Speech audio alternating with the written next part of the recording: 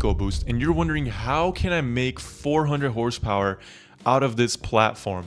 Well, good for you. In today's video, I'm going to be telling you exactly all the mods you're going to need to make 400 horsepower out of your EcoBoost, and we're not going to waste any time. So in order to make 400 horsepower out of an EcoBoost, you have two paths you can realistically take.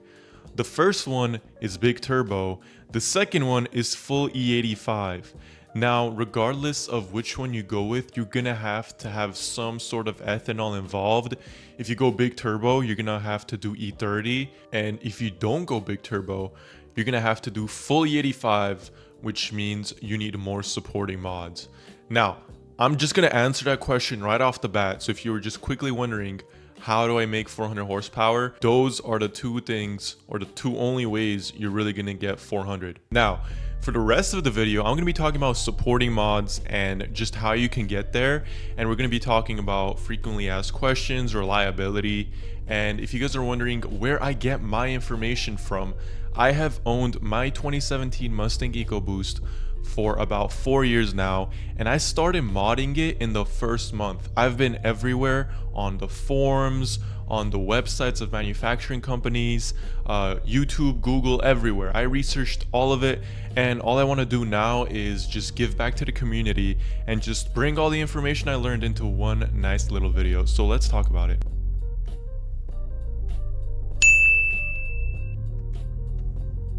Alright, so first things first, you're going to need supporting mods either way, whichever path you decide to go. And I'm going to be telling you guys the highest and honestly the best bang for your buck mods you should be doing for the initial foundational mods. First thing you're going to want to do is upgrade your intercooler.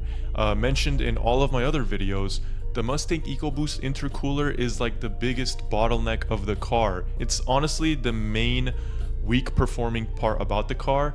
And there's so many brands, so many places you can get an intercooler from.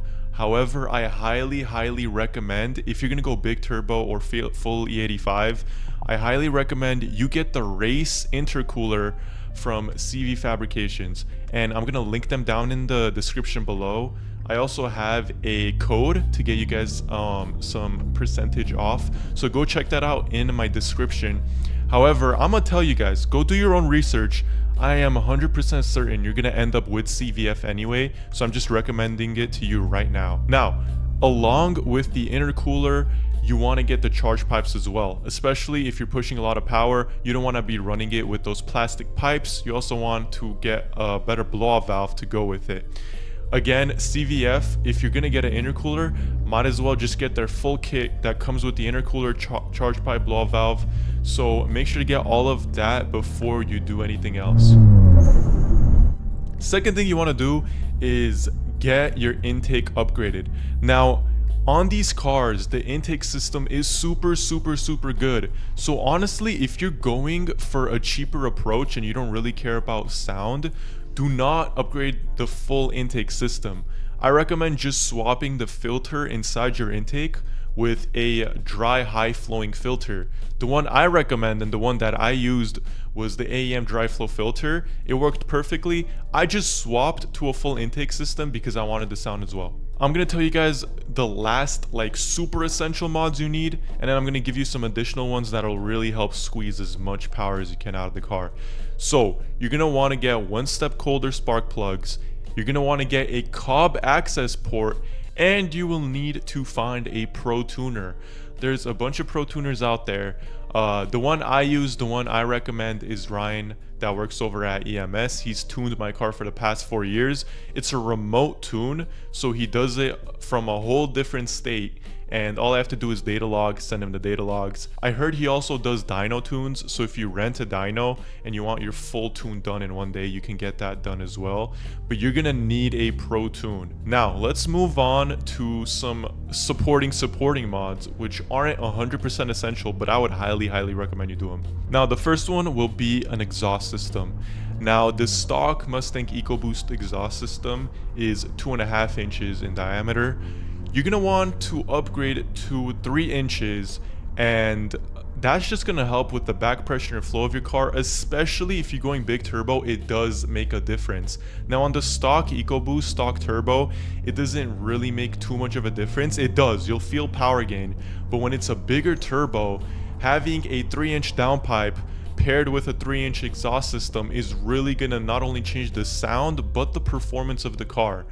For the downpipe, again, I recommend CVF. They have the best downpipe for the best price in the game. For exhaust, I made a whole video on exhaust sound. You just go check it out. I'm gonna link it up here on the screen right now. Go check out that video, find what sound you like, and just make sure it's 3-inch. And then when you get the whole exhaust system and the downpipe, just make sure it's true 3-inch. You don't want to get a connector that goes down to 2.5-inch and then goes back up to 3-inch. That's gonna ruin the whole thing you're going for. So you want to get a full 3-inch exhaust system. That is going to give you a performance gain. Now you also want to get an oil catch can, which is more of a reliability mod. You don't want carbon buildup in your car. You also want to get a radium baffle plate, especially if you're going big turbo. And then once you have all of those mods, you're pretty much ready to go for either path. Now you have made it halfway through the video. I want you guys to go down into the comments and tell me if you're looking into getting a Mustang EcoBoost, or if you have a Mustang EcoBoost, and tell me what mods you already have. Also remember to like and subscribe if you want to see more content, but let's move on. Now let's start with big turbo. Now the big turbos I recommend are the ones everybody talks about and you're gonna see when you go online. BNR and NX2. You're gonna hear about those two turbos all the time in the EcoBoost community, and honestly they are very close in terms of competition. I recommend researching more on what you might want, but on a general basis, the NX2 is known for its relatively quick spool speed, and it also has a version that is 50 state approved. So if you want to go for a more legal system, you can look into the NX2. BNR on the other hand, BNR just past couple of months came out with a brand new version of their BNR turbos, and they have pretty good spool speed. However, they're not 50 state approved, but they also have the T51R mod essentially done to it. And if you guys don't know what the T51R mod is, it sounds like this.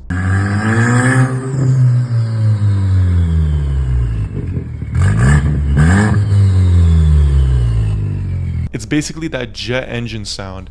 So you gotta pick which one you want. The prices are different. The BNR starts at 2,000. The NX2 starts at like 2.7K. There is the NX2, and then there's the NX2 version 2, which again, the difference is the normal NX2 is rated around 525 horsepower, and then the other one is rated for more, like 600 or 700 horsepower.